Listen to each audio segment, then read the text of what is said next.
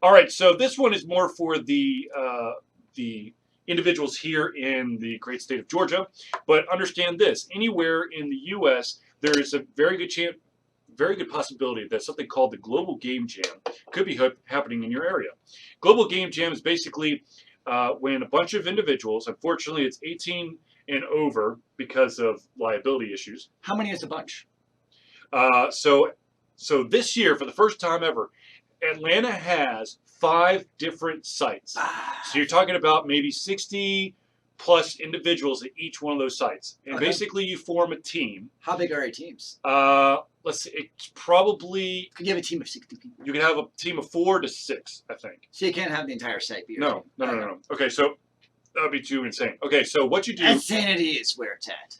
You go in there. Either you will have already formed your team, or you'll go in there and you'll kind of form up with individuals who are also there. So it's like a MMO where you come in, you can either come with your pre-made group, or it can be like an MMO where you can meet up with random people. Yes. Okay. And then you have 48 hours to create a game and then present it at the end of that 48-hour time. Interesting. Now, because of the fact that Georgia has 5 different sites, which span from SCAD in Atlanta, Savannah College of Art and Design here in Atlanta, which is actually downtown, the SCAD in Savannah. Ooh, multiple SCADs.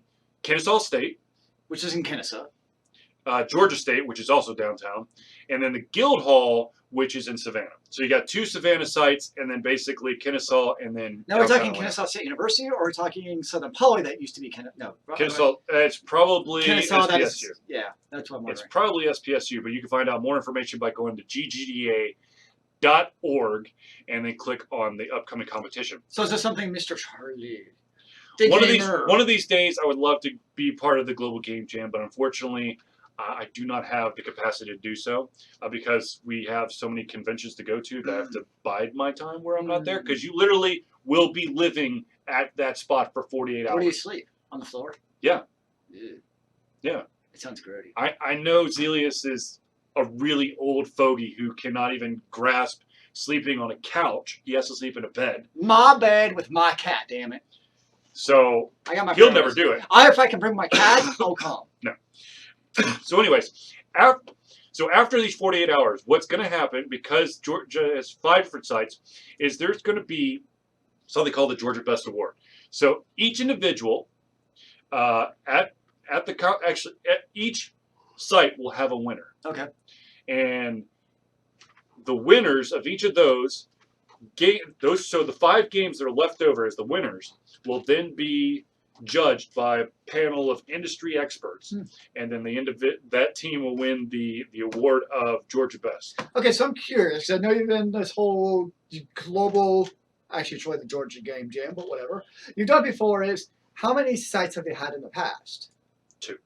So, 2 at the most. So I'm wondering if there's a chance where if one of the sites might end up with like 10 people and the other ends up with 60. So it's kind of like if you pick the right site to go to, you have a much actual better chance of moving on, just based on the number of competitioners. Yeah, it's just like the Street Fighter open tournament, that Street Fighter 4, when it first came out. There was an open tournament at several different GameStops throughout Atlanta, and you had to compete and win at each one of those spots. And they had no idea how many people were coming, so they basically had this huge tournament tree that they used as much as they needed. Yeah. And then the winner would go to another place, and then another place, and another place, and then I can't remember where the final was, but it's like that. You have to choose your location. Interesting. Okay, so if you are interested, there is still time. I know that they said that the registration cutoff has already passed, but you can still go to ggda.org and you can still sign up. Chances are you might not get a T-shirt. Is basically what happens. But now you've done videography at the game sales in the past, right? I did one year where the CDC was actually part of it, and it was a Games for Health jam. Okay. Which was really cool because they had some of like the big individuals behind the CDC come in and talk about the importance of educating individuals about different things.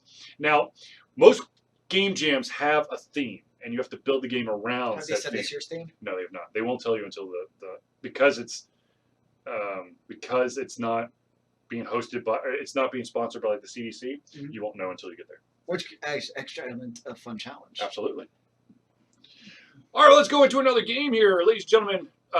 Another game. We haven't actually talked about a game yet. Well, you create games for the Global Game Jam. I'm talking about a game that is like a very specific game. We've not actually talked about a game. We've talked Also, about understand generally that a if game. you create a game at the Global Game Jam, it is your group's game. It's not like the Global Game Jam owns your game. So you can actually, if you get it far enough, I wouldn't recommend doing this, but you can immediately put it on like Steam.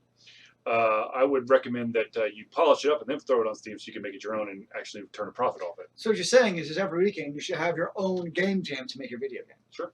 Just spend 4 days straight hours every week. That will making it. burn your ass out really quick, but yeah, sure. Well, okay, I have nothing appropriate to say to that one.